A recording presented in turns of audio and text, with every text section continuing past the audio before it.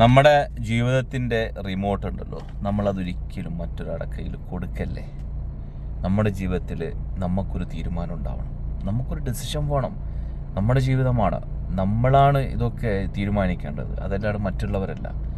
നിങ്ങളെ കാര്യത്തിൽ തീരുമാനമെടുക്കുന്നവർ എല്ലാ പ്രാവശ്യങ്ങളും എടുത്തുകൊണ്ട് വെക്കും. ഒരു പ്രാവശ്യം നിങ്ങൾ നിങ്ങളുടെ കാര്യത്തിന് സ്വന്തം തീരുമാനം എടുത്തു കഴിഞ്ഞാണ്ടല്ലോ, പിന്നെ അവർക്ക് നമ്മളോട് ദേഷ്യമാണ്. അത് ചെയ്യാൻ പാടില്ല. അതെന്തുകൊണ്ട് ചെയ്യാൻ വേണ്ടി പാടില്ല? ചില മനുഷ്യന്മാരെ രീതി അങ്ങനെയാണ്. അതുകൊണ്ടാണ് പറയും, നമ്മൾ തീരുമാനം എടുക്കുക.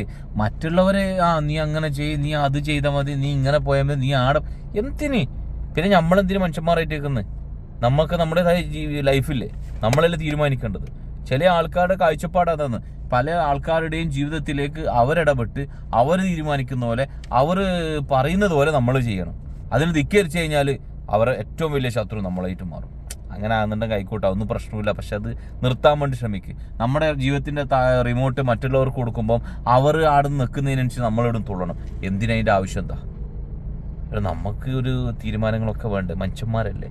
ആ തീരുമാനം ഇല്ലെങ്കിൽ ഒരു രസം ഉണ്ടാവില്ല ജീവിതത്തിന്.